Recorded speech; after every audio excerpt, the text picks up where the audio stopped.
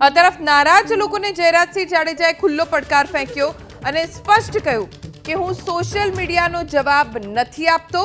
આ સાથે આ કાર્યક્રમથી નારાજ લોકોને જયરાજસિંહે પડકાર પણ ફેંક્યો કે મને બોલાવો, હું એકલો આવીશ। તમે જો મરદના દીકરા હો તો મને આમંત્રણ આપો, નહીતર હું તમને આમંત્રણ આપું છું। હું તમને આમંત્રણ આપીશ, પણ તમે મને બોલાવશો તો મજા આવશે। મારા સ્વભાવ પ્રમાણે હું કઈ લાંબી છારવાળો જભો કાયમી પહેરતો નથી। એટલે આ મિત્રોને મારી ચેલેન્જ છે કે તમે મારી મીડિયાનો યુઝ છોડી દો। જયરાજસિંહ રાજીનામું આપી દો, તમે ભાજપ છોડી દો, આ બધું રહેવા દો।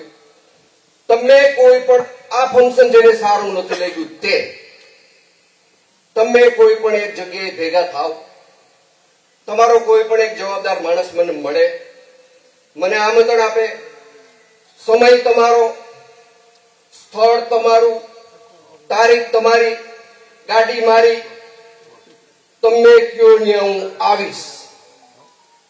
તમારી રૂબરૂમાં હું ચર્ચા કરીશ, મારા સ્વભાવથી કરીશ।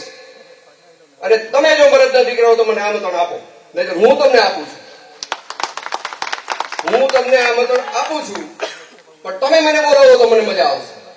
વહેલી તકે તમે મને બોલાવો। કોઈ મિત્રનું નામ નથી લેતું, જેને આવી ચટપટી હોય તે। મારી વાત હું પૂરી કરું છું। બધા મિત્રો રૂપાલા સાહેબને બે હાથ ઊંચા કરીને ખાતરી આપો ભાઈ, ક્ષત્રિય તરીકે ખાતરી। સાહેબ ચલાવો, ક્ષત્રિય તરીકે વટથી ભારત માતા કી।